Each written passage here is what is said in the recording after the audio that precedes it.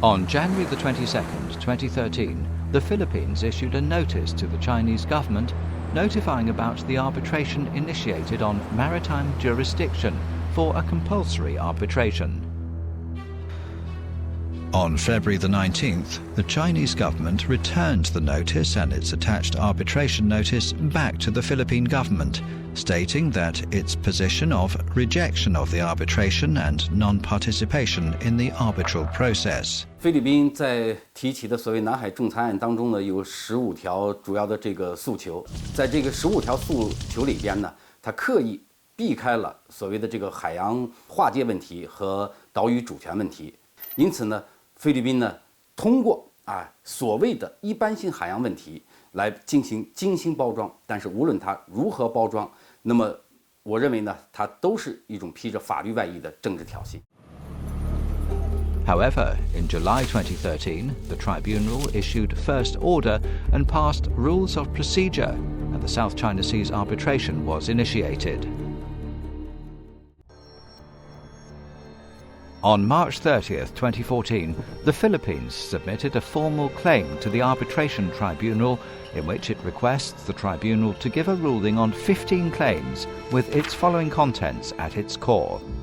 It demands the tribunal to rule the dotted lines claimed by China in the South China Sea as against the spirit of UNCLOS. It demands the tribunal to announce Meiji Jiao and another 3 Jiao are submerged reefs, which do not entail 200 nautical miles of EEZ. It demands the tribunal to rule that China is infringing the rights and interests claimed by the Philippines in line with UNCLOS and that China shall terminate such actions.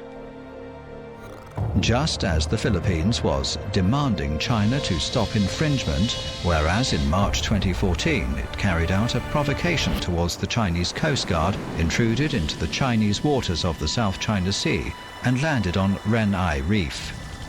On December 7th, 2014, the Chinese Foreign Ministry was authorized to issue a position paper of the government on the matter of jurisdiction in the South China Sea arbitration initiated by the Republic of the Philippines, and reiterated its position of rejection, non-participation in the arbitration initiated by the Philippines.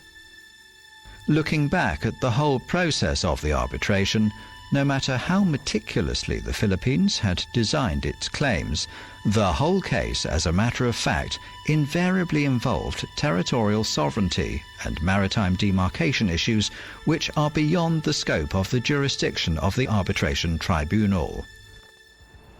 The tribunal should have respected relevant countries, upheld justice and fairness of international laws, and promoted the solution of disputes between China and the Philippines through diplomatic means. On the contrary, the tribunal completely ignored China's rights and interests and conducted mandatory arbitration solely based on the statement of the Philippines, making its impartiality and rationality be questioned.